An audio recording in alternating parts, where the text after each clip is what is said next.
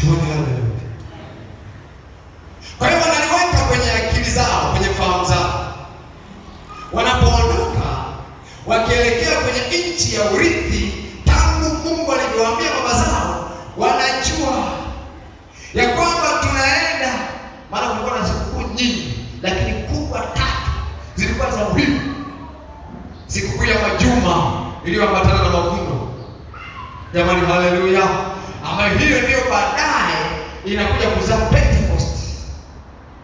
Sikukuu nyingine ilikuwa sikukuu ya vibanda, ambayo hiyo waliifanya kukumbuka ya kwamba walikuwa njiani wakalala kwenye mavibanda.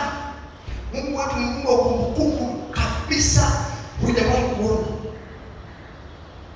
Achana hizo kumbukumbu za mashujaa, kumbukumbu ya tarehe 18 mwezi wa 10 sitataja ni kitu gani, sina nini, wale wameiga.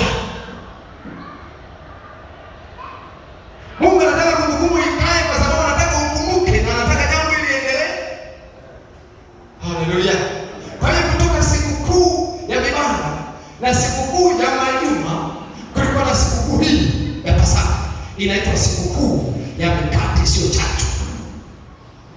Siku 7 Mungu anamwambia Musa, kwa mwaka mara 3 wanaume wa Israeli wakusanyike mahali atakapopachagua, nao watakumbuka.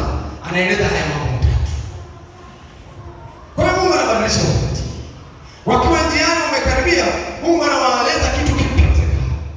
Anasema